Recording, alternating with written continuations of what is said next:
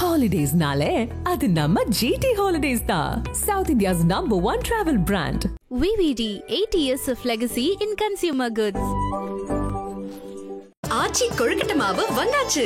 ஆச்சி கொழுக்கட்டை மாவிற்கு கொழுக்கட்டை அச்சை கேட்டு வாங்குங்கள். புலன் விசாரணையோட வெற்றி அவங்களுக்கு என் மேலே ஒரு நம்பிக்கை கொடுத்தது. அப்புறம் இது 100வது படமாக பண்ணணும்னு அவங்க மனசுக்குள்ள நினச்சது. அவங்க வந்து முதல்ல அதுக்கு வந்து ₹1 கோடி பட்ஜெட் வச்சாங்க. ஆனால் நாங்கள் படம் முடியும் போது 1.5 கோடி ஆயிடுச்சு. மிருகங்கள் அடர்ந்த காடு, அதுக்குள்ளே நீங்கள் வந்து கேபிள் கொண்டு போகிறதும் கஷ்டம். அப்போ எனக்கு வந்து டெக்னீஷியன், லைட் மேனோ, கேமரா அசிஸ்டன்ஸ் அவங்களாம் வந்து உயிரை கொடுத்து ஒரு சாதாரணமாக அந்த மலையில் இறங்கவே முடியாது. 20 கிலோ 30 கிலோன்னு லைட்டை தூக்கிட்டு போவோம். அது வந்து 2.5 டன் வெயிட் அந்த கிரேன், அதெல்லாம் எடுத்துக்கிட்டு இல்லைன்னா அந்த ஷாட்லாம் நீங்கள் எடுக்க முடியாது. நான் ஷோலே மாதிரி ஒரு படம் எடுத்தேன். எனக்கு மெஹபூபா மாதிரி ஒரு சாங் வேணும், வெய்யா போனேன் அப்படின்ட்டார். ஆனால் சார் மறுநாள் நைட் எனக்கு சாங் அனுப்பிச்சார். அந்த சாங் இன்னைக்கு பீட் ஆரம்பிக்கும் போதே ஆடியன்ஸுக்கு கத்துறாங்க. தமிழோட ஷோலேன்னு வந்து இது சொன்னாங்க கேப்டன் பவன். அது எனக்கு சந்தோஷம் தானே. அது நான் வந்து டிமெரிட்டாக நான் எடுத்துக்கிறதே கிடையாது. ஏன்னா நம்மளோட மிகப்பெரிய ஒரு லெவலில் இருக்கிற ஒருத்தரோட நம்மளை கம்பேர் பண்ணாங்க. புலன் தேவி இருக்கு இல்லையா, ஒரு ராம் பேண்டிட் குயின், அது கூட என்ன ரொம்ப இன்ஸ்பயர் ஆன படம். 1.5 கோடி செலவுன்னா அதில் 10% தான் எங்களோட சம்பளம். இன்னைக்கு இருக்கிற யூனிட் வச்சு பண்ணுறது அது சாத்தியம். 91க்கு முன்னாடி சார், எனக்கு நான் படித்த வரையில் இப்போ 88ல் அந்த ஃபாரஸ்ட் ஆஃபீஸர் மர்டர் நடக்குது. 91ல் நீங்கள் கேப்டன் ரோவரன் கதை பண்ணணும்னு நினைக்கிறீங்க, வீரப்பனை சந்திக்கிறீங்க, இதெல்லாம் பண்ணுறீங்க. ஆனால் 91க்கு பிறகு நடந்த அவ்வளோ அட்ராசிட்டிஸ் அவ்வளோ நடந்திருக்கு எஸ்டிஎஃப் இது. ஆனால் நீங்கள் அந்த கேப்டன் ரோவரன்லேயே பார்த்தீங்கன்னா அந்த மினிஸ்டர் கதாபாத்திரம், கலெக்டர் கதாபாத்திரம், அங்க இருக்கிற எம்எல்ஏ கதாபாத்திரம் அப்படி வந்து இருந்திருக்காங்க. ஆனா நீங்க இன்னும் ஃபார்வர்டா அந்த நம்ம கேப்டன் எவ்வளவு சொல்லி அவங்களோட இது கம்மி. அதுக்கு முன்னாடி அவங்கள டெவலப் பண்ணதே அவங்க தான். வீரப்பனை சந்தன மரத்தை எங்க மார்க்கெட் பண்ண முடியும், சந்தன இது யானை தந்தத்தை எப்படி விற்க முடியும் அப்படின்னு வந்து இவனை சும்மா வந்து அவங்க வந்து ரொம்ப ஏழ்மை சார். அதாவது வந்து சோறு அவனுக்கு சொர்க்கம். நீங்கள் சோறு பார்த்து ரொம்ப ஒரு சோளக்கஞ்சியும் கம்மங்கூழு தான் குடிச்சிக்கிட்டு இருந்தவங்களுக்கு ஒருவேளை சோத்துக்கு சொல்லி பொறுக்கிறதும் காட்டில் வருது தான் அவங்க இதுக்கு ஒரு 2 ஏக்கர் 1 ஏக்கர் அந்த வறட்டு பூமியில் வந்து விவசாயம் பண்ணி என்ன கிழங்கோ தான் விளைஞ்சிருக்கும். அது மாதிரியான வறுமையை பயன்படுத்தி இவங்க வந்து அவங்கள வந்து கூலிக்காரங்களாக பயன்படுத்துகிறாங்க. அது ஒரு கட்டத்தில் வந்து அவன் உணர்ந்து தன்னோட வர்க்கத்துக்கு பயன்படுத்தணும் அப்படின்னு நினைக்கிறேன். எக்ஸஸ் ஆகும்போது அதை தானே வச்சுக்கணும், இல்லாமல் தன் சம்மந்தப்பட்டவங்களுக்கு கொடுக்கணும், தன் ஊர்களுக்கு கொடுக்கணும் அப்படின்னு நினைக்கிறான். அப்போ வந்து அவர் வந்து அப்படியே ஆன்டி ஹீரோவாக கன்வெர்ட் ஆகிறார். இப்போ விஜயகாந்த் சாருக்கு இப்போ நீங்கள் சொல்கிற கதைகள் இப்போ வந்து இந்த மாதிரி பொலிட்டிக்கலாக இந்த மாதிரி விஷயங்கள்லாம் இருக்குங்கிறதெல்லாம் அப்போது அந்த இன்புட்லாம் நான் வந்து இந்த விஷயத்தை அவங்களுக்கு சொல்லவே இல்லை. அவங்க நான் முதல்ல பர்மிஷன் கேட்கும்போது அவங்க போகக்கூடாதுன்னு சொல்லிட்டாங்க. அவங்க ஏன்னா அப்போ ரொம்ப இல்லை கதையில் நடிக்கிறது சார். இப்போ கதையில் அவர் இந்த இவ்வளோ பொலிட்டிக்கல் இப்போ கலெக்டரை எதிர்த்து வந்து அதை பற்றிலாம் கவலைப்பட மாட்டார். அது என்ன வேணாலும் நீ வந்து என்ன வேணாலும் சொல்லுங்க. ஏன்னா அந்த கோர்ட் ரூம்லேயே பார்த்தீங்கன்னா என்ன வேணாலும் சொல்லுங்க, அது பேச பயப்படுறதுக்கு இருக்கலாம். அதெல்லாம் வந்து அதில் ஒரு கேள்வி கூட உங்கள்கிட்ட கேட்டது கிடையாது, நான் இந்த டயலாக் பேசுறேனே அதெல்லாம். அப்போ அன்னைக்கே அவருக்கு பொலிட்டிக்கல் இது இருக்கா, நான் பாலிடிக்ஸில் வரணுங்கிறது தைரியம் இருக்கு சார், நல்ல மனசு இருக்கு, தைரியம் இருக்கு. பொலிட்டிக்கல் சென்ஸ் வந்து இப்ராஹிம் ராவத்துக்கு அதிகம். இப்ராஹிம் ராவத்தர் தான் அதை வந்து வழிவகுக்கிறாரு. இவர் வந்து பொலிட்டிக்கல், அவர் வந்து டேய் இது நட இதெல்லான்னு, டேய் நீ சிஎம் ராணி, நீ சிஎம் உட்காரு, வெளியே போகும்போது என்ன மாதிரி ட்ரெஸ் போடணும், ஒயிட் வேட்டி கட்டணும், வெள்ளை சட்டை போடணும், திருநீர் வைக்கணும், கையில் வந்து இது போடணும், 786 போடணும், எல்லாமே வந்து அவர் வந்து டெவலப் பண்ணுறதா இவரை. இப்போ கொஞ்சம் கொஞ்சமாக அவர் வந்து ஒரு ஃபெரோஷியஸான ஆள், நல்ல மனிதர். இப்போ இவர் வந்து பிளானர், இப்ராஹிம் ராவத்தர் வந்து பிளானர். அவருக்கு அந்த பிளானிங்லாம் தெரியாது. அவர் வந்து ஒரு இது ஓப்பனான ஒரு மனிதர். இவர் கரெக்டாக பிளான் பண்ணி அப்புறம் ஏற்றுப்பார். கெட்டது அதுக்காக வந்து ஓப்பனான மனிதர்லாம் அவர் சில விஷயங்களை வந்து அவாய்ட் பண்ணுவார். அவருக்கான இருந்திருக்க வாய்ப்பு இல்லை இந்த படத்தில். ஆனால் உங்களுக்கு ஏதாவது பொலிட்டிக்கல் ப்ரெஷர் இருந்தது ஆஃப்டர் ரிலீஸ்? இல்லை அப்போல்லாம் வந்து பெருசாக யாரும் அந்த அளவுக்கு வந்து, ஏன்னா அவர் சிஎம்ஏ சந்திக்கிறாரு இந்த படத்தில். ஆமாம், சிஎம் சந்திக்கிறாரு. அந்த இதே பார்த்தீங்கன்னா கிட்டத்தட்ட ஒரு கலெக்டர் ஆஃபீஸில் போயிட்டு கலெக்டரை எடுத்து கேட்குறாரு, எல்லாம் கேட்குறாரு. சிஎம்கிட்ட கொஞ்ச நேரம் பேசிட்டு இருப்பார், அப்புறம் சிஎம்டே சொல்லுவார் நான் உங்களையும் சந்தேகப்பட வேண்டியது வரும்ன்ட்டு. அதெல்லாம் அன்னைக்கு பார்த்துருப்பாங்களே, கிட்டத்தட்ட ஆட்சி முடிகிற நேரம். அது அப்போ ஒரு ஆட்சி முடிஞ்சு அடுத்த ஆட்சி வருது, டிசால்வ் பண்ண முடியல. அவரு ஆக்சுவலா அப்பதான் ஒரு 2 வருஷம் தான் ஆகுது, வந்து 89ல தான் வந்து பதவி இருக்கிறாரு. 91ல டிசால்வ் ஆகுது. எங்க இது இருக்கும்போது அவர் தான் சிஎம், நாங்கள் ஷூட் பண்ணுவோம், அவர் தான் சிஎம். அவரை தான் காட்டினீங்களா? அவரை தான் காட்டணும், அவரே தான் படம், அவரே படம் பார்த்தாரு. படம் பார்த்துட்டு அவ்வளோ பாராட்டினார். அதில் ஒரு வசனம் வரும், முந்தைய ஆட்சியில் நடந்த தவறுக்கும் நான் பதில் சொல்ல வேண்டியா இருக்கும். அதை வந்து ஒரு சின்ன காம்ப்ரமைஸ். எங்களுக்கு கொஞ்சம் ஃபேமிலி வந்து கொஞ்சம் டிஎம்கே ஃபேமிலி, எங்கள் ஃபேமிலி. அதனால் வந்து அன்றைக்கி பார்த்தீங்கன்னா அது இன்டைரக்டாக வந்து எல்லாரோட கலைஞரோட நிற்கும். அப்போ கலைஞர் சிஎம்ங்கிறத வந்து நாங்கள் அவர் கையில் அந்த இது மோதிரம் அதெல்லாம் வந்து அப்படி எஸ்டாப்ளிஷ் பண்ணியிருக்கோம். ஏன்னா இன்னைக்கு சிலதெல்லாம் போஸ்ட் ப்ரொடக்ஷனில் கூட ஒர்க் பண்ணிடலாம் சார். இதெல்லாம் பிளான் பண்ணாமல் எடுக்கவே முடியாது. முதல்ல சொல்லி ஃபோட்டோ ரெடி பண்ணோம். அது வந்து அவங்க வெந்த ஃபோட்டோ, நாங்கள் வந்து பிளாக் அண்ட் ஃபோட்டோ வேணும்னு கேட்டேன். அதெல்லாம் கொண்டு வந்து அதெல்லாம் வந்து முதல்ல திட்டமிடாமல் இதை எதுவுமே ஏன்னா அப்புறம் நாங்கள் நடத்தி காமிக்கணும். சிஜியில் பண்ணுறதோ ஒரு சின்ன ஒரு லைட்டு உள்ளே வந்துட்டா கூட அந்த ஷார்ட் என்ஜி தான். இப்போ நீங்கள் வந்து கிரேனே உள்ளே வந்தால் கூட வந்து எரேஸ் பண்ணிக்கிறாங்க. இன்றைக்கி அன்றைக்கி ஒரு சின்ன கிளார் வந்தால் கூட என்ஜி பண்ணிடணும். அது வந்து நம்ம அப்போ நாங்கள் இன்றைக்கி 2000 பேர் இருக்காங்கன்னா 2000 பேர் வச்சு ஆகணும். அதை இன்னைக்கு சிஜியில் கூட நம்ம எக்ஸ்டென்ஷன்லாம் பண்ணலாம். அதுதான் இவ்வளோ ஒரு பிரம்மாண்டமான படம் எப்படி சார் பிளான் பண்ணி ஸ்கிரிப்ட் லெவலில் எப்படி சார் முதல்ல பிளான் பண்ணீங்க? எனக்கு ஒரு டெக்னீஷியனாக நான் கேட்குறேன். இப்போ ஃபேனாக வந்து அப்படியே பிரம்மாண்ட படத்தை பார்க்க அந்த காலகட்டத்தில் வேற, இன்னைக்கு வந்து ஃபேனாகவே வந்து 1008 கேள்விகள் கேட்குறாங்க. அன்னைக்கெல்லாம் எந்த கேள்வியும் நாங்கள் கேட்டதில்லை. அந்த பிரம்மாண்டத்தை அப்படி ரசித்தோம். இன்னைக்கும் இந்த ரீரிலீஸில் கண்டிப்பாக அந்த பிரம்மாண்டத்தை நானும் ரசிக்க போகிறேன், எல்லாரும் ரசிக்க போகிறாங்க இது எப்படின்னு. ஆனால் இன்னைக்கு இருக்கிற டெக்னாலஜிலாம் தாண்டி அன்னைக்கு எந்த டெக்னாலஜியும் கிடையாது. நீங்கள் ஒரு குதிரை அந்த இது ட்ரெயின் சீக்வன்ஸை நீங்கள் ரியலாக எடுத்தே ஆகணும், க்ரௌடை ரியலாக காட்டியே ஆகணும். இந்த பிரம்மாண்டம் எப்படி சார் ஸ்கிரிப்ட்லேருந்து ஒர்க் ஆச்சு? புலன் விசாரணையோட வெற்றி அவங்களுக்கு என் மேலே ஒரு நம்பிக்கையை கொடுத்தது. அப்புறம் இது 100வது படமாக அவங்க பண்ணணும்னு அவங்க மனசுக்குள்ள நினச்சது என்னோட இது கொடுத்தது. அவங்க வந்து முதல்ல அதுக்கு வந்து 1 கோடி ரூபா பட்ஜெட் வச்சாங்க. அப்புறம் 1.25 கோடி ரூபா எனக்கு வந்து லிவரேஜ் கொடுத்தாங்க. 25 லட்சம் வந்து போகலாம், 1.25 கோடி ரூபான்னு வந்து. ஆனால் நாங்கள் படம் முடியும் போது 1.5 கோடி ஆகிடுச்சு. படம் முடியும் போது அன்றைக்கி நாங்கள் வந்து இப்போ நான் ட்ரெயினில் தான் போனேன். விஜயகாந்த் சார் ட்ரெயினில் தான் வந்தார். அங்கே நாங்கள் சார்குள்ள தங்கும்போது 100 நாள் தங்கணும். 100 நாளும் வந்து 90 நாள் தங்கணும். 90 நாளும் வந்து ஒரு லாட்ஜில் தான் தங்கினார். ப்ளூ ஹில்ஸ்னு ஒரு லாட்ஜ், அதில் தான் தங்கினார். நானும் அதில் தான் தங்கினேன். எங்களுக்கு ஒரு கேரவனும் கிடையாது. இப்போ ரம்யா கிருஷ்ணன்லாம் அங்கே ட்ரெஸ் சேஞ்ச் பண்ணணும்னா ஒரு மரத்துக்கு பின்னாடி அப்படி போய் ட்ரெஸ் சேஞ்ச் பண்ணாங்கன்னா ஒருத்தர் புடவை பிடிச்சிட்டு இப்போ நிற்பாங்க. அந்த சைடு தான் அவங்க ட்ரெஸ் சேஞ்ச் பண்ணணும். எந்த விதமான வசதியும் யாரும் எதிர்பார்க்கல. சாப்பாடு வந்து அவங்க அங்கேயே சாப்பிட்டுக்கணும், நாங்களே சாப்பிட்டுக்கோம். எந்த விதமான இதுவும் இல்லை. எல்லாருக்கும் ஒரு சினிமா மேலே ஒரு பற்றும் இதுவுமா ஒரு குடும்பமாக நாங்கள் ஒர்க் பண்ணுவோம். அன்றைக்கி நீங்கள் அதிரப்பள்ளி வந்து ஒரு அடர்ந்த காடு, மிருகங்கள் அடர்ந்த காடு, அதுக்குள்ளே நீங்கள் வந்து கேபிள் கொண்டு போகிறதுலாம் கஷ்டம். அப்போ எனக்கு வந்து டெக்னீஷியன், லைட் மேனோ, கேமரா அசிஸ்டன்ஸ் அவங்களாம் வந்து உயிரை கொடுத்து ஒர்க் பண்ணாங்க. அவங்க சாதாரணமாக அந்த மலையில் இறங்கவே முடியாது. அவ்வளோ மேலே வந்து அவங்க வந்து 20 கிலோ 30 கிலோன்னு லைட்டை தூக்கிட்டு போவோம். அது வந்து 2.5 டன் வெயிட். அந்த அந்த கிரேனு அதெல்லாம் எடுத்துக்கிட்டு இல்லைன்னா அந்த ஷாட்லாம் நீங்கள் எடுக்க முடியாது. அப்போது அந்த இதெல்லாம் கொண்டு வந்து அவங்க இது பண்ணதுக்கு வந்து அந்த அன்றைக்கி இருந்த டெக்னீஷியன்ஸ், அன்றைக்கி இந்த லைட் மேன், அன்றைக்கி இருந்த எல்லாரும், அசிஸ்டன்ட் டைரக்டர், கேமராமேன் வந்து எனக்கு வந்து இந்த கேப்டன் ப்ரோவான் போலீஸ் ஸ்டேஷன் ஃபைட்லாம் எடுத்தது வந்து ரமேஷ் குமார், ஊமைகள் உழவன் ஒன்று பண்ணவர் அவர். அதுக்கப்புறம் ஒரு சின்ன ஒரு டிஸ்டர்பன்ஸ் அவருக்கு எனக்கு வந்தது. அவர் வந்து அதெல்லாம் படம் ஒன்று வராமல் இருந்து அதனால் வந்து ராஜராஜன் வந்தார். ராஜராஜன் எப்படின்னா அவ்வளோ பெரிய உருவத்தை வச்சுட்டு கேமரா அப்படி கையில் பிடிச்சிட்டு அப்படியே ஓடுவார். ஏன்னா அதில் நீங்கள் ட்ராலி போட முடியாது, ஒன்றும் பண்ண முடியாது, காட்டுக்குள்ளே ஒன்றும் பண்ண முடியாது. அப்படியே ஓடுவார், கை இப்படி ஆடாது. அந்த ஃப்ரேமில் அப்படி இருக்கும். பெரும்பாலும் 2C கேமரா தான். நாங்கள் ஒரு கேமரா வந்து ஏறி ஒன்று வந்து 2C.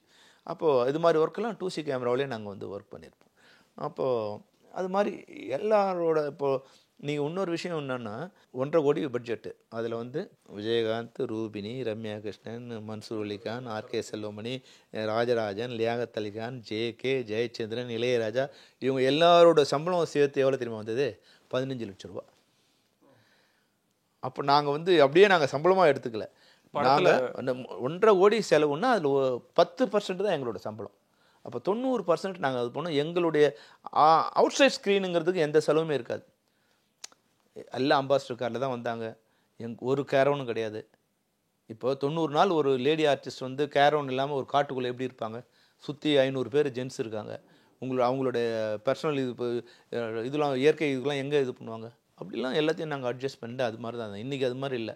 இன்றைக்கி வந்து அந்த எக்ஸ்ட்ரா செலவு தான் படத்துக்கு வர செலவோட அதிகமாக. அப்போ இன்றைக்கி அந்த படத்தை பண்ணுறதுங்கிறது இன்றைக்கி இருக்கிற யூனிட்டை வச்சு பண்ணுறதுங்க அது சாத்தியம் இல்லாத விஷயம். அன்றைக்கி வந்து எங்கள் எல்லாருக்கும் வந்து ஒரு வெறி இருந்தது. ஒரு ஒரு குடும்பங்கிற உணர்வு இருந்தது. திரைப்படத்தை ஒரு டெடிகேட்டட் இதுவாக, அது வந்து ஒரு கொள்ளையடிக்கிற இதுவாக நாங்கள் நினைக்கல. அது வந்து ஒரு கலையாகவும் ஆர்ட்டாகவும் நினச்சோம். அதை செய்து அதன் மூலம் கிடைக்கிற லாபத்தை நாங்கள் எடுத்துக்கணும்னு நினச்சோம். தவிர நமக்கு இருக்கிற பேரையும் புகழையும் வந்து வாரிக்கணும்னு அதில் இருக்க யாருமே நாங்கள் நினைக்கல. அதனால தான் உருவாச்சு. இல்லைன்னா வந்து அந்த படம் உருவாகிறது இல்லை. அன்றைக்கி அவர் வந்து நான் கொச்சியில் எனக்கு டிக்கெட் போடுங்க, கொச்சியில் ரூம் போடுங்க, இந்த ரூம் நல்லா இல்லை, இங்கெல்லாம் லாட்ஜ் தான் இருந்தது, ஹோட்டலே இல்லை. கொச்சியிலேருந்து இங்கே வரதுக்கு 2 hours ஆகும். அப்போ அவர் தங்கினார்னா ஹீரோயின் அங்கே தங்கணும், ஹீரோயின் தங்கினார்னா டைரக்டர் அங்கே தங்கணும். இப்போ இந்த கம்யூனிகேஷன் இருக்காது இல்லையா? அதனால் அன்னைக்கு வந்து ஒரு வார் மாதிரி நாங்கள் அந்த படம் பண்ணோம். ஒரு வார் ஃபோர்ட் மாட்டி வந்து அங்கே இருந்து அங்கேயே உட்காந்து பண்ணோம். அன்றைக்கி அது படத்திலே தெரியும் சார். அநேகமாக இந்த ஜென்ரேஷன் வந்து எனக்கு தெரிஞ்சு இந்த ரீரிலீஸ் அது யாரும் பண்ண முடியாது. நீங்கள் சொல்கிற எல்லாமே மிகைப்படுத்தி இருக்காது, கம்மியாக சொல்கிறீங்க நீங்கள். எல்லாமே நிறைய விஷயம் இருக்குது. அன்றைக்கி வந்து நான் வந்து 50 லாரி வேணும்னு கேட்டேன், அவங்க 50 லாரி கொடுத்துட்டாங்க. 50 லாரி ஓகே. ஆனால் என்ன சொன்னால் ஒரு நாள் எடுத்துருங்கன்னாங்க. சரி ஓகே. அன்றைக்கி அந்த 50 லாரியை வந்து அது எங்களுக்கு அது இன்றைக்கி ட்ரோன் மாதிரியான இது இருந்தால் நாங்கள் அது வந்து என்னென்னா உங்களுக்கு ஸ்ட்ரைட் ரோடே வராது கேரளாவில். உங்களுக்கு வந்து எல்லாமே மலையில் தான் வந்து. அப்போ வந்து வெளியே வந்து கேமரா எடுத்துகிட்டு போய் கிரேனை வைக்க முடியாது, விசிபிளாக வராது. இவ்வளோ கஷ்டத்தில் தான் வந்து நாங்கள் பார்க்க சத்தியமங்கலம் தாளவாடி அந்த பகுதி மாதிரியும் இருக்குது சார். அது நான் அந்த பகுதி போயிருக்கு, இப்போ போனேன் சமீபத்தில். கேப்டன் ரோவர் இப்போ நான் ட்ரெய்லரில் ரொம்ப நாள் கழிச்சு நேற்று படம் பார்க்குறேன். இப்போ சத்தியமங்கலம் ஆனால் அப்புறம் தான் தெரியுது சாலவக்குடி, அதெல்லாம் அப்புறம் படிக்கிறோம் அங்கே எடுத்தோம். ஆனால் ட்ரெயின் இதுவும் நாங்கள் போகல. அங்கே வந்து 90% அதிரப்பள்ளியில் எடுத்தோம். 10% கொஞ்சம் ஆந்திரா, தெலுங்கானா, கர்நாடகா, நார்த் ஈஸ்ட், கொஞ்சம் மேகாலயா. அதனால் ஆர்டிஸ்ட்லாம் ஒரு கேமரா மட்டும் கொண்டு போயிட்டு கொஞ்சம் குதிரை வச்சு கொஞ்சம். இப்போ விஜயகாந்த் சார்லாம் திடீர்னு வாங்க ஒரு ஷார்ட் ரெடி வாங்க கிளம்பி வாங்க வந்துடுவாரா சார்? அங்கேயே இருப்பாங்க சார். விஜயகாந்த் சார், ரம்யா கிருஷ்ணன் எல்லாரும் அங்கே, ரூபினி கிடையாது, இவங்க எல்லாம் அங்கே இருப்பாங்க. 90 நாளும் என் கூட தான் இருக்கணும். எனக்கு வந்து லொக்கேஷன் தான் ஹீரோ. சார் விஜயகாந்த் சார் கூப்பிடுங்க, சார் நீங்கள் உங்கள் இதுனா ஓகே நீங்கள் போகலாம் சார். அப்புறம் ரம்யா வாங்க, ரம்யா நீங்கள் வாங்க. சரத்குமார் தான் கொஞ்சம் ஒரு ஷார்ட்ஸு கம்மி, அதனால தான் அதில் மேட்ச் பண்ணோம். அப்புறம் மன்சூர் ஷார்ட்ஸு, போலீஸ் ஷார்ட்ஸு, இதெல்லாம் எடுத்துகிட்டு அப்புறம் தான் போவோம். அப்போது சில நேரங்கள் விஜயகாந்த் சாருக்கு ஷார்ட்டே இருக்காது. அதனால் ஏன் எடுக்கலன்னு கேட்கவே மாட்டார். ரம்யா கிருஷ்ணன் ஏன் எனக்கு எடுக்கலன்னு வாயே திறக்க மாட்டாங்க. டே அண்ட் நைட்டு ஷார்ட் இருந்தால் ஓகே, இல்லைனா ஒரு ஜாலியாக இருப்பாங்க. யாரும் வந்து இங்கே வந்துட்டுமே என்னை உட்கார வச்சியே நிற்க வச்சியே இந்த கொஸ்டினே இருக்காது. ஏன்னா அவங்களுக்கு தெரியுமில்ல, நாங்கள் வந்து அங்கே ஒர்க் பண்ணிட்டு இருக்கோம். அங்கே மனிதர்களே ஒர்க் பண்ண முடியாது. மனித சக்தியை மீறி ஒரு சக்தி அங்கே வேலை செய்யணும். அப்போ அவங்க பார்க்குறவங்களுக்கு தெரியும், பாவம் எல்லாம் கஷ்டப்பட்டு ஒர்க் பண்ணுறாங்க, நம்ம டிஸ்டர்ப் பண்ணக்கூடாதுன்னு. அவங்க உண்மையாகவே எங்கள் மேலே அவங்களுக்கு அன்பும் அபிமானம் இருந்ததால் அதெல்லாம் அட்ஜஸ்ட் பண்ணி. எத்தனை அசிஸ்டன்ட் டேரக்டர் இருந்தாங்க? ஏன்னா வந்து நான் எது கேட்குறேன்னா, நான் திடீர்னு நேற்று பார்க்கும்போது அதை குறிப்பாக பார்க்கணும்னு நினச்சேன். 4 பேர் தான் அசிஸ்டண்ட்டு சார். அசிஸ்டண்ட்டு 4 பேர் தான் சார். சரியான இது வந்து 4 பேர் தான். அதுக்கு மேலே போச்சுன்னா இவ்வளோ ஒரு பிரம்மாண்டமான படம். எனக்கு ஒரு டெக்னிக்கலாக சொல்லணும்னா, ஒரு ஆர்ட் டிபார்ட்மெண்ட் தாண்டி எல்லாமே ரியல் லொக்கேஷனில் பண்ணுறோம். இன்னும் சொல்லப்போனால் இது க்ரௌட் இல்லாத இடம் கூட கிடையாது. இன்னும் கிளைமேக்ஸ் சீன்லாம் க்ரௌட் ஹேண்ட்லிங் வந்து எனக்கு தெரிஞ்சு ஏழை ஜாதிக்கு முன்னாடி இது வந்து இவ்வளோ பெரிய க்ரௌடு. கேப்டன் ராவனோட கிளைமேக்ஸ் அவர் நடந்து வர்றது, இந்த அளவுக்கு ஒரு க்ரௌடு, ஒரு டெக்னிக்கலாக சவுண்டான படம். 4 அசிஸ்டன்ட் எப்படி சார்? நான் பெரும்பாலும் என்ன பண்ணுவேன் சார், எல்லாத்தையும் நான் வந்து எக்ஸிக்யூட் பண்ணுவேன் சார். ஃபஸ்ட்டு ஷூட் பண்ணுறதுக்கு முன்னாடி ஒரு ட்ராமடைஸ் பண்ணிவிடுவேன் எல்லாரையும். இப்போது 1000 ஜூனியர் ஆர்டிஸ்ட் எல்லாம் வரணும், நான் ஒரு யூனிட்டாக ஆகிடுவேன். என் கூட இருக்க 5 பேர் இருக்காங்களா அசிஸ்டன்ட் டைரக்டர், இவங்கள வந்து அதில் வச்சுப்பேன். 5 ஜூனியர் ஆர்டிஸ்ட்டுக்கு இப்போ 200 பேர், ஒரு ஆள் 200 பேர். அப்போ 5 பேருக்கு நான் என்ன பண்ண சொல்லுவேன். இப்போ நாங்கள் என்ன பண்ணுறோமோ அதை அவங்க ஃபாலோ பண்ணணும். அந்த மொத்த சீனில் என்ன பண்ணுறோமோ அதை பண்ணிவிடுவாங்க. இவங்க வந்து இங்கே ஓடி வந்து நின்று இது பண்ணி காத்து இது பண்ணு திரும்பி ஓடி அது மொத்த சீனை நாங்கள் பண்ணிவிடுவோம். இது வந்து ஒரு 1/2 hour இது முடிஞ்சிடும். இப்போ இது முடிஞ்சு இதுக்கு ஒரு அசிஸ்டன்ட் டைரக்டர் இன்சார்ஜ் வச்சுருவோம். அப்புறம் போலீஸு, ஆப்போசிட்டில் போலீஸ் வராங்க. அந்த போலீஸ் என்ன பண்ணணும் அது எல்லாத்தையும் வந்து எக்ஸிக்யூட் பண்ணுவோம். எக்ஸிக்யூட் பண்ணி அதை வச்சுருவோம். அப்புறம் வந்து வீரப்பன் குரூப்பு, அவங்க எங்களுக்கு 200 பேர் இருக்காங்க. அவங்க வந்து ரெகுலராக இருக்கவங்க, அவங்களுக்கு முதல்ல சொன்னால் புரிஞ்சுப்பாங்க. இதெல்லாம் புரிஞ்சிச்சிங்களா? இப்போ கரெக்டாக வந்து 3 கேமரா இருக்கும். ஒருத்துக்கு அசிஸ்டன்ட் டைரக்டர், அவர் அங்கே அந்த காஸ்டியூம் போட்டு அங்கேயே இருந்துருவார். அந்த கூட்டத்தோட கூட்டமாக இருந்துருவார். இங்கே போலீஸில் ஒரு அசிஸ்டன்ட் டைரக்டர், அவர் கூட்டத்தோட கூட்டமாக இல்லை மரத்து பின்னாடி நின்றுப்பார். இங்கே வந்து 2 கேமரா பின்னாடி 2 அசிஸ்டண்ட்டு. இப்போ நான் வந்து அப்போ மைக்கு ஒன்றும் கிடையாது, மைக்கில் கத்துறதுலாம் கிடையாது. இப்போ என்னென்னா 3 கொடி வச்சுருப்போம். ஒன்று red, green, white. Red flag காமிச்சோமா நாங்கள் ரெடி இல்லை அப்படின்னு அர்த்தம். அப்போ அவங்க ரெடி ஆகிக்கணும். ஒயிட் ஃப்ளாக் காமிச்சோமா நாங்கள் ரெடி, நீங்கள் ரெடியா அப்படின்னு ரெடி ஆகிக்கணும்னு அர்த்தம். அவங்க வந்து பக்கத்தில் அவர் அது சேம் இது வச்சுக்கணும். அவர் வந்து ஒயிட் வச்சார்னா அவர் ரெடின்னு அர்த்தம். அப்போ ரெடி இல்லைன்னு அவர் சொன்னார்னா அதை ரெடி பண்ணிட்டு இருக்கணும். அப்போ வந்து நான் க்ரீன்னா அவங்க ஆக்ஷன் ஆரம்பிச்சிடணும். அதை அப்படியே ஷூட் பண்ணணும். ரியல் வார்னா ரியல் வாராகவே நடக்கணும். அது ஓடிவா, இது ஷார்ட் எடு, அந்த மொத்த ஷார்ட்டையும் நாங்கள் வந்து 3த்தையும் நாங்கள் கவர் பண்ணிப்போம். ஏன்னா ஃபுல்லாகவே எல்லாம் பிரம்மாண்டமான சீன், யாரையும் குறிப்பிட்டு திட்டவும் முடியாது, ஒன்று நீங்கள் பண்ண முடியும். அப்போ வந்து அதை நான் அவங்களுக்கு முதல்ல நீங்கள் சொல்லி கொடுத்துட்டீங்கன்னா போதும். அவங்களுக்கு வந்து என்ன பண்ணணும்னு தெரியாததால் வர மிஸ்டேக்கை தவிர அவங்க பண்ண மாட்டாங்க கிடையாது. அதை நம்மளே இருந்து பண்ணிடும்போது அவங்களுக்கு வந்து ஒரு ஐடியா வந்துடும். நம்ம இது தான் பண்ணணும், எதிரி இப்படி வருவாங்க, இந்த இடத்துல மோதணும், இப்படி விழணும், இப்படி எழுந்துக்கணும், அப்படி எல்லாத்தையும் அவங்களுக்கு சொல்லி கொடுத்துட்டோமா அது ஒரு 1/2 hour லேட் ஆகும். ஆனால் அது நீங்கள் பண்ணிட்டீங்கன்னா அந்த சீன் வந்து ஒரு நாளில் முடிக்கிறது அரை நாளில் முடிக்கலாம். அது வந்து ஒரு டெக்னிக். எல்லா படத்துலையும் நான் அதுதான் யூஸ் பண்ணுவேன். நானே எல்லாத்தையும் பண்ணி அவங்களுக்கு வந்து என் அசிஸ்டன்ட் டைரக்டர் ஃபஸ்ட்டு சொல்லிவிடுவேன். இதுக்கு மேலே அசிஸ்டன்ட் டைரக்டர் போனோன்னாலும் அங்கே பாலிடிக்ஸ் நடக்கும். எதுக்கு இது குறிப்பாக கேட்டேன்னா, இன்றைக்கி குறிப்பாக என்னையே எடுத்துப்போமே, கண்டிப்பாக 4 அசிஸ்டன்ட் டைரக்டரை வச்சு இன்றைக்கி வேலை செய்யும் போது சூழல் இருக்குது. சூழலில் நீங்கள் சொல்கிறது பார்க்கும்போது அதுவே தவறாக தான் தோணுது. ஏன்னா வேலை செய்கிறது 2-3 பேர் தான் செய்வாங்கனாலும் ஒரு கூட்டம் தேவைப்படுது. இன்னைக்கு பிரம்மாண்ட படம்லாம் எடுத்துக்கிட்டிங்கன்னா 20-30 அசிஸ்டன்ட் டைரக்டர் இல்லாமல் ஒரு படம் எடுக்க முடியாது. அந்த சொல்லுங்க, அது நான் படிக்கும்போது பார்க்கும்போது திடீர்னு ஆச்சரியமாக இருந்துச்சு. 4 அசிஸ்டன்ட் டைரக்டர் கேப்டன் பிரபாகரனுக்கு. அது குறிப்பாக உங்கள்கிட்ட கேட்கணும் தான் இந்த கேள்வி. மணிவண்ணன் சார் வந்து அசிஸ்டண்டே இல்லாமல் கூட ஒர்க் பண்ணியிருக்கார். மணிவண்ணன் சாருக்கு ஒரு படம் நடக்கும்போது ஏதோ வந்து 100வது நாள் படம் நடக்கும்போது டே அண்ட் நைட் அந்த படம் 16 நாள் எடுத்திருக்காரு, 17 நாள் எடுத்திருக்காரு. அப்போ டே அண்ட் நைட் ஷூட்டிங் நடக்குது, எல்லாமே டயர்ட் ஆகுறாங்க, தூக்கம் வருது. ஒன்று பண்ணும்போது அந்த இது வந்து அது பிளாஸ்டர் ஆஃப் பாரிஸை வச்சு அடைக்கணும். அதை எடுத்து இது பண்ணிட்டு போது இவங்க எதுவும் வரல. அப்போ ஒரு அசிஸ்டண்ட்டை வந்து கொஞ்சம் பேடில் திட்டார், ஏதோ ரொம்ப ஒரு பேடாக திட்டிட்டு அடிச்சிட்ட ஒன்று இல்லைன்னா அந்த என்ன ஆகும், அது மேலே அப்படியே பிடிச்சிடும். பிளாஸ்டர் ஆஃப் பாரிஸ் வந்து வித்தின் 5 minutes நீங்கள் எடுக்கலைன்னா அதை உடச்சிரும், உயிர் போயிடும். அதனால் அவர் வந்து ஏதோ கோவத்தை திட்டார். திட்டின உடனே என்ன பண்ணிட்டாங்க வந்து மறுநாள் வந்து எல்லா அசிஸ்டண்ட்டும் வந்து ஸ்ட்ரைக், யாரும் போகக்கூடாது இனிமேல் மணிவண்ணனுக்கு. அப்போ அவருக்கு என்னென்னா, இந்த படம் ஷூட்டிங்கில் இருக்குது, இன்னொரு படம் வந்து ரீரெக்கார்டிங் நடக்குது, இன்னொரு படம் எடிட்டிங் நடக்குது, இன்னொரு படம் டப்பிங் நடக்குது 100வது நாள் வரும்போது. அப்போது 100வது நாள் முடிஞ்சிச்சு. அதுக்கப்புறம் 100வது நாள் வெற்றிக்கு அப்புறம் 4 படம் 24 மணி நேரம் கூவாத்துக்கள்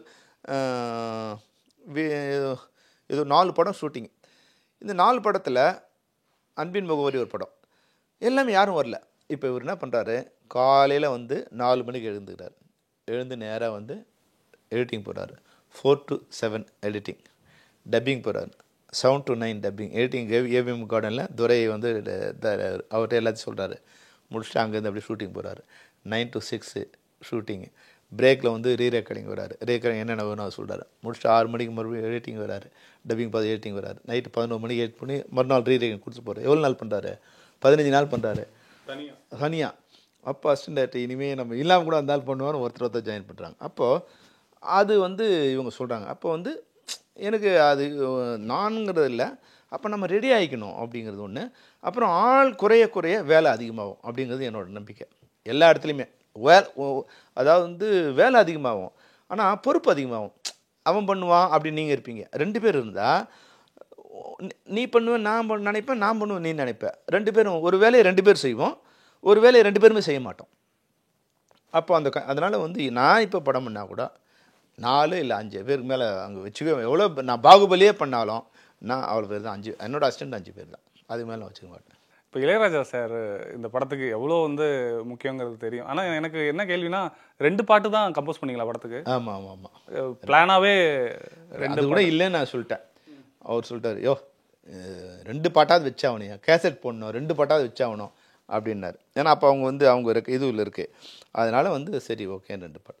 அப்போ 2 பாட்டு வந்து ஒன்று வந்து பாசமுள்ள பாண்டியரை அது வந்து ஒரு கல்யாணம் சார். கல்யாணத்தில் ரம்யா கிருஷ்ணன் கல்யாணம் நடக்கும் போது அவங்க அண்ணங்காரன் வந்து இது மாதிரி பண்ணிட்டான், அண்ணங்காரன் தப்பு பண்ணிட்டான்னு வந்து வீரப்பன் வரப்போகிறான், வந்து கொல்ல போகிறான் சார். ஊரே வந்து திருவிழா கோலமாக இருக்குது. அவ்வளோதான் நான் சொன்னது, அது அப்புறம் பெருசாக நான் சொல்லலை.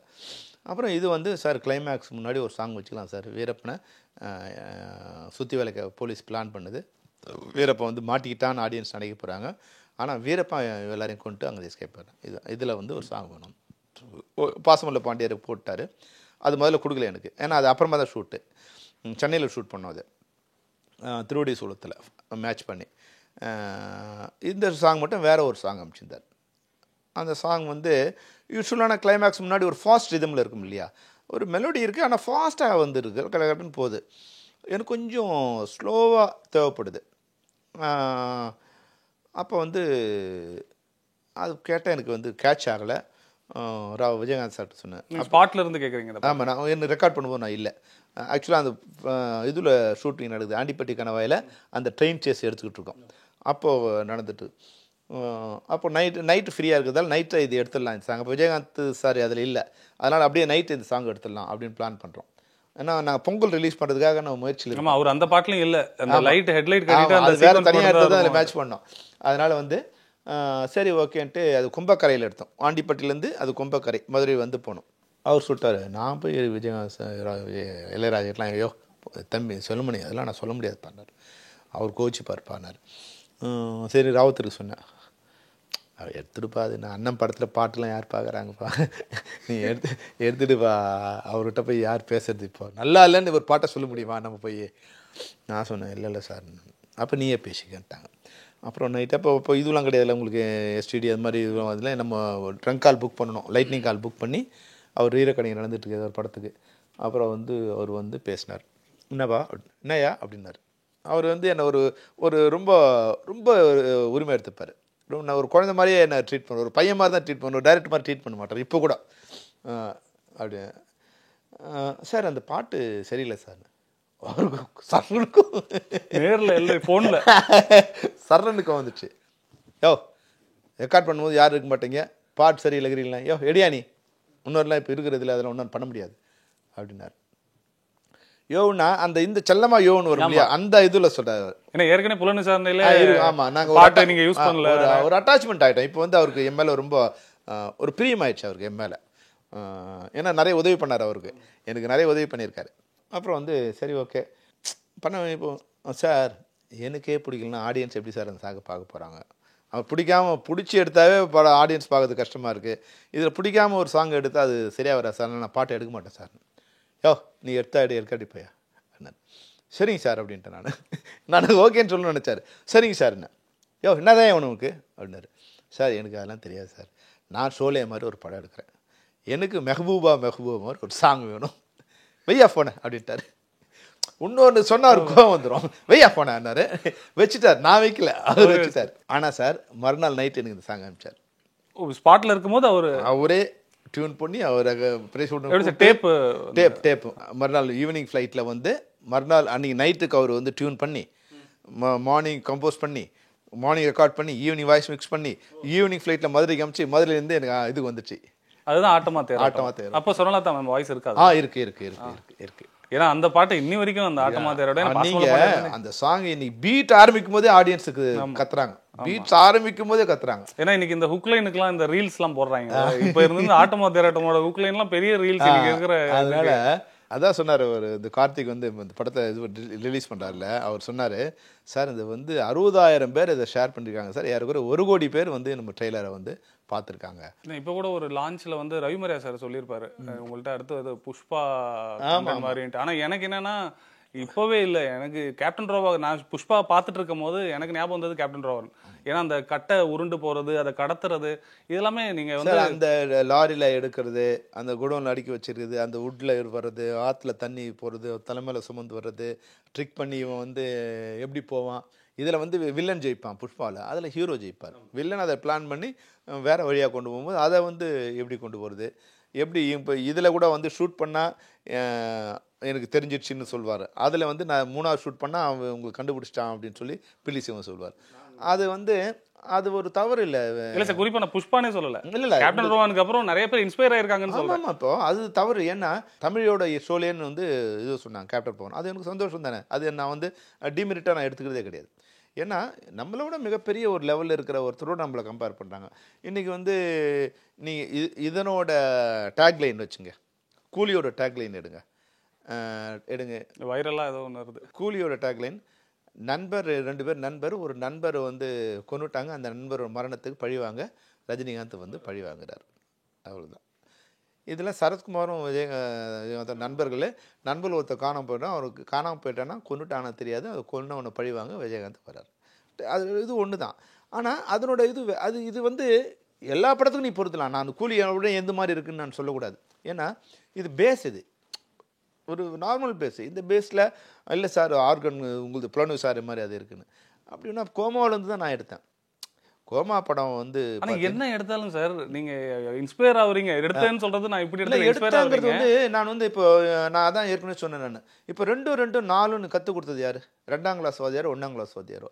நான் எஸ்எஸ்எல்சி போனாலும் டிகிரி போனாலும் நான் அதை பார்த்து காப்பி அடிச்சுன்னு சொல்ல முடியாது. அதனுடைய அந்த நான் படித்த பாடம் அது மாதிரி ஷோலே நான் படித்த பாடம். அது மாதிரி கேப்டன் பிரபாகரன் அந்த புஷ்பா டைரக்டருக்கு அவர் படித்த பாடம். அதனால் வந்து இந்த திரைப்படங்களை எல்லாம் வந்து ஒரு லெசன். அது நீ ஒன்ஸ் நீ வெளியே விட்டுட்டீங்கன்னா அது எல்லாருக்கும் சொந்தம். அது எனக்கு தான் சொந்தம்னு நீ சொல்கிறது யாருக்கும் ரைட்ஸ் கிடையாது. அதனால் என் படம் அவர் எடுக்கலாம், அவர் இன்ஃப்ளூயன்ஸ் பண்ணலாம், இன்னொரு படம் என்ன இன்ஃப்ளூயன்ஸ் பண்ணலாம். இது வந்து கலை. இது வந்து ஒருத்தர் இன்ஃப்ளூயன்ஸ் ஆகினே அதுலேருந்து இன்னொரு சிந்தனை ஒன்று உருவாகும். ஷோலே படம் பார்க்கும்போது அங்கே வந்து ஒரு கப்பர் சிங் இருந்தான். இன்னொரு படம் கூட எனக்கு வந்து புலன் தேவி இருக்கு இல்லையா, ஒரு ராம் பேண்டிட் குயின், அது கூட என்ன ரொம்ப இன்ஸ்பயர் ஆன படம். அது வந்து இங்கே வந்து அது இதுவும் இல்லை.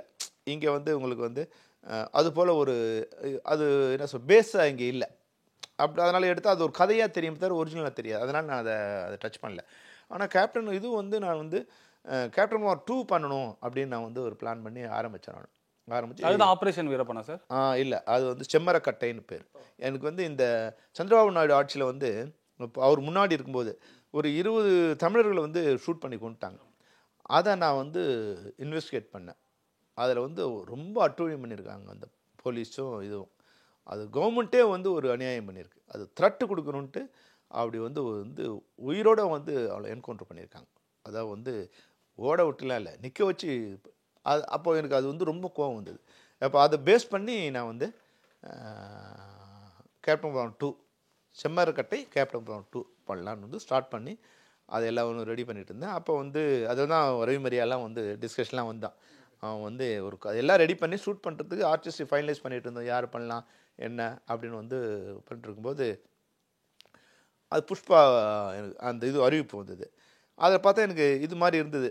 இப்போ நம்ம அவங்களோட போட்டி போடுறது சரியாக வராது, இது மாதிரி கதையாக.